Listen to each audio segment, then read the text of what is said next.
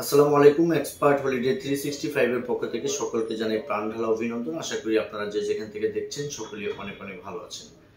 আজকে আপনাদের সামনে আমি একটু প্রেজেন্ট করতে চাচ্ছি যে স্লোভেনিয়ার ট্যুরিস্ট ভিসার বেস্ট চান্স। বর্তমান সময়টাতে আপনি ন্যূনতম কিছু ডকুমেন্টস নিয়ে যদি সাবমিট করতে পারেন তাহলে পেয়ে যাবেন সেঙ্গেনের অন্যতম দেশ স্লোভেনিয়ার ট্যুরিস্ট ভিসা। তবে আলোচনার পূর্বে আন্তরিক রিকোয়েস্ট, চ্যানেলটি অবশ্যই সাবস্ক্রাইব করে রাখবেন যাতে করে পরবর্তী ভিডিওটা আপনারা খুব সহজেই পেতে পারেন। এছাড়া আপনাদের যদি কোনো মূল্যবান মতামত থাকে চাইলে কমেন্টস বক্সে লিখে রাখতে পারেন, আমি যথারীতি আপনাদেরকে একটা অ্যান্সার দেওয়ার চেষ্টা করবো ইনশাআল্লাহ। বাংলাদেশ থেকে বর্তমান সময়টাতে যারা আসলে সেঙ্গেনের কোনো একটা দেশের ভিসা হলেই হলো অথবা স্লোভেনিয়াতে ইন্ডিভিজুয়ালি আপনারা আসলে ভিজিট করতে চাচ্ছেন, এদের প্রত্যেকের জন্য এই ভিডিওটা খুব ইম্পর্টেন্ট ভিডিও। দয়া করে পুরো ভিডিওটা দেখার চেষ্টা করবেন। বন্ধুরা, ইদানিং আপনারা আসলে এই ভিডিওটা দেখে আপনারা আসলে প্রায় সময় আমার কাছে আসলে কল করে থাকেন। এর আগে আসলে আরেকটা ভিডিও মেবি আপলোড করেছিলাম স্লোভেনিয়া সংক্রান্ত, তো তখন আমি বুঝতে পারলাম যে আসলে বাংলাদেশ থেকে আসলে প্রচুর সংখ্যক লোক যেরকম ভাবে সেঙ্গেনের অ্যানাদার কান্ট্রিগুলোতে আসলে ট্রাই করতেছে, এর পাশাপাশি কিন্তু বর্তমান সময়টাতে আগ্রহের একটা বড় জায়গা কিন্তু আসলে স্লোভেনিয়া।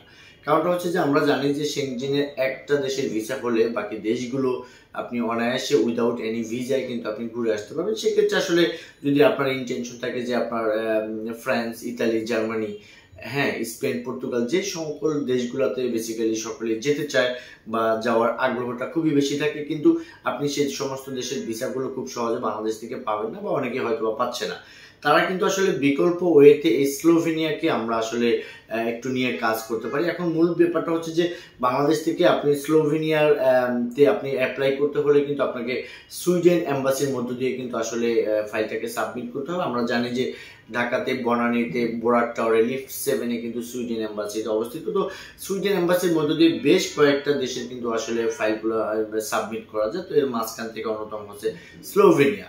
বন্ধুরা, স্লোভেনিয়া সমস্ত ট্যুরিস্ট বা যারা আসলে ভ্রমণ প্রিয় মানুষগুলোকে যথেষ্টভাবে আকৃষ্ট করবে, কারণ স্লোভেনিয়ার কালচার, ওখানকার সৌন্দর্য, ওখানকার পরিবেশ পরিস্থিতি সবকিছু কিন্তু শুধু আপনি না, সারা বিশ্ব থেকে কিন্তু আসলে স্লোভেনিয়া ভিজিট করার জন্য প্রচুর সংখ্যক লোক যেয়ে থাকে। তো যাই হোক বন্ধুরা, আপনি যদি স্লোভেনিয়াতে যেতে চান সেক্ষেত্রে আপনাকে যেই সমস্ত ক্রাইটেরিয়া পেয়ার করে তা এগুলোকে ওভার করে আপনাকে আসলে স্লোভেনিয়া ভিসাটা আপনাকে পেতে হবে। কারণটা হচ্ছে যে আপনি যেহেতু সেঙ্গেনের একটা ভিসা দিয়ে অ্যানাদার কান্ট্রিগুলোতেও আপনার যাওয়া যায়, সেক্ষেত্রে এদের ক্ষেত্রে একটা রেস্ট্রিকশনের একটা ব্যাপার আছে, অর্থাৎ আপনাকে সাংঘাতিক আকারে প্রুফ করতে হবে যে না, আপনি আসলে স্লোভেনিয়াতে গিয়ে আপনি ওখানে থাকবেন না, আপনি বাংলাদেশে কাম ব্যাক করবেন। এরকম একটা ধারণা যদি আপনি আপনার ফাইলের মধ্য দিয়ে ভিসা অফিসারের মনে স্যাটিসফাইড করতে পারেন, অথবা আপনার ফাইল দিয়ে যদি সে অনেকটা খুশি থাকে আপনার উপরে, সেক্ষেত্রে কিন্তু আসলে অ্যাভেলেবেল বর্তমান সময়টাতে স্লোভেনিয়া ভিসা অনেকেই পাবে এবং এই ভিসা অলরেডি হচ্ছে। বন্ধুরা, স্লোভেনিয়াতে যেতে হলে আপনাকে কিছু ডকুমেন্টস এর মধ্য দিয়ে কিন্তু আসলে ফাইলটাকে সাবমিট করতে হবে, অন্যথায় কিন্তু আসলে আপনি চাইলেও স্লোভেনিয়াতে যেতে পারবেন না।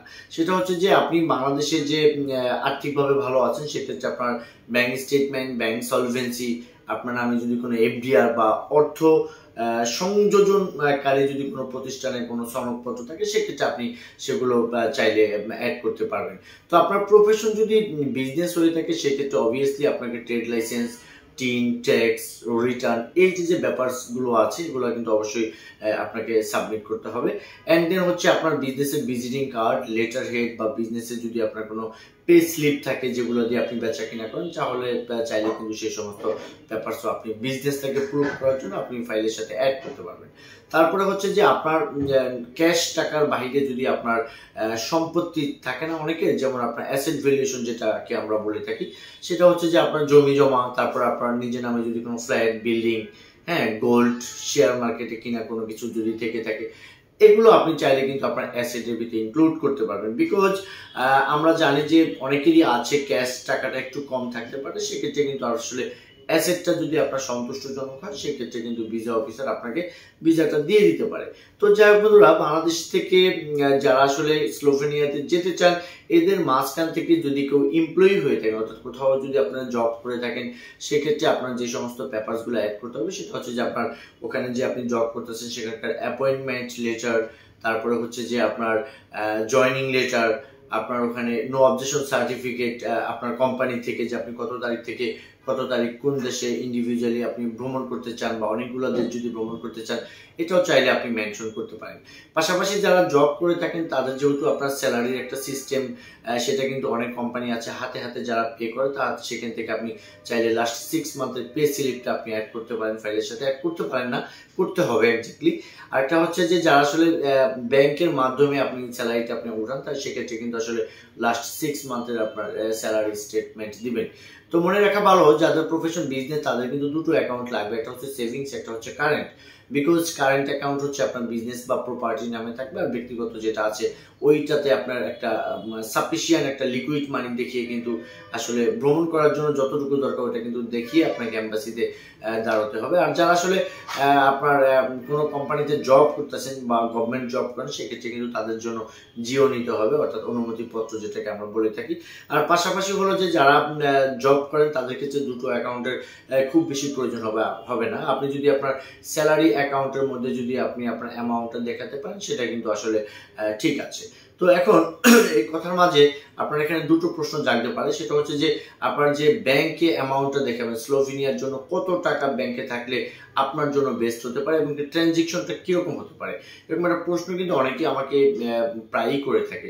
তো আমি সবাইকে একই কথা বলি যে এম্বাসি কর্তৃপক্ষ থেকে কিন্তু ওদের ওয়েবসাইটে বা ওদের নিয়ম অনুযায়ী কিন্তু আপনাকে এরকম কোনো এক্স্যাক্টলি বা অ্যামাউন্ট বলে দেয়নি যে আপনার এত টাকা থাকলে আমরা আপনাকে ভিসা দেব।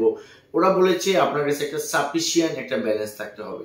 যেমন ধরেন আপনি স্লোভেনিয়াতে ঘুরতে যাবেন, যদি এরকম হয় যে আপনি সিঙ্গেল ভ্রমণ করবেন সেক্ষেত্রে আপনার অ্যাকাউন্টে ওখানে যদি আপনি 20 দিন থাকেন বা 15 দিন থাকেন ওখানকার হোটেল ভাড়া, আপনার প্লেন ভাড়া, ওখানে আপনি শপিং খাওয়া দাওয়া সবকিছু মিলে জিলে আপনার মোটামুটি আমার জানা মতে বা আমি যতটুকু বুঝি সেটা হচ্ছে যে 8 থেকে 10 লক্ষ টাকা যদি আপনার অ্যাকাউন্টে থাকে সেটা 15 দিনের ভিজিটের জন্য আমি মনে করি যে ভালো একটা সাফিসিয়েন্ট ব্যালেন্স হবে। উইথ আপনি যদি মনে করেন যে আপনার ফ্যামিলি নিয়ে আপনি ভিজিট করবেন সেক্ষেত্রে ফ্যামিলির মেম্বার কয়জন আছে সেটার উপরে কিন্তু আসলে ডিপেন্ড করবে যে আসলে আপনি স্লোভেনিয়াতে থাকতে গেলে এই যে 4 জন নিয়ে যাবেন বা 5 জন নিয়ে যাবেন বা 3 জন যাবেন সেই হারে যদি আপনার সংখ্যা যদি এরকম হয় যে আপনারা 4 জন যাচ্ছেন, যে একটা ছেলে একটা মেয়ে বা দুটো ছেলে বা দুটো মেয়ে আপনার হাজবেন্ড ওয়াইফ যাচ্ছেন সেক্ষেত্রে কিন্তু আসলে আপনাদের মোটামুটি 20 লাখ বা 25 লাখ এরকম একটা অ্যামাউন্ট যদি আপনার অ্যাকাউন্টে সেভিংস অ্যাকাউন্টে থাকে সেক্ষেত্রে কিন্তু সেটা সাফিসিয়েন্ট বলে গণ্য হবে। এখন ব্যাপারটা হচ্ছে যে আপনার ট্রানজেকশনটা কিরকম থাকা উচিত, অনেকে আমাকে প্রশ্ন করে। সেদিন আমার কাছে এক ভাই এসেছিলেন, ওনার ট্রানজেকশন দেখে আমি অবাক হয়ে গেছি যে উনি সেভিংস অ্যাকাউন্টে এই পরিমাণ ট্রানজেকশন করেছে যেটা কিনা আসলে টোটালি আননেসেসারি। সেভিংস অ্যাকাউন্ট হচ্ছে আপনার ব্যক্তিগত কাজের জন্য আপনি সবসময় কন্ট্রোল করবেন, সেটাতে আপনার ফ্যামিলির সমস্ত কাজকর্ম বা লেনদেন এই ব্যাপারটা কিন্তু সেখানে ইনক্লুড থাকতে পারে। এদিক থেকে বিবেচনা করে সেভিংস অ্যাকাউন্টে আপনার খুব বেশি ইচ্ছাকৃতভাবে ট্রানজেকশন করার দরকার নেই। আপনার ন্যাচারাল ভাবে যদি আপনি মনে করেন যে যেটা হচ্ছে হোক না, অনেক কাছে প্ল্যানিং করে সেভিংস অ্যাকাউন্টের ট্রানজেকশন এতগুলো নিয়ে আসে, তারপরে দেখা যাচ্ছে যে বিজনেস অ্যাকাউন্টের ট্রানজেকশন তার ওরকম ভাবে ভালো নেই, ওটা আপনাকে করা যাবে না। আপনার সেভিংস এর নিয়মিত গাণিতিক হারে যেটা হওয়ার ন্যাচারাল ভাবে সেটা হবে, বাট সেভিংস অ্যাকাউন্ট আপনার লাস্ট অ্যামাউন্ট যেটা আছে ওইটা কিন্তু আসলে একটা অ্যামাউন্ট থাকবে, যে লাস্ট ফিগার যেটার উপরে ডিপেন্ড করে ব্যাংকার আসলে আপনাকে সলভেন্সি দিবে।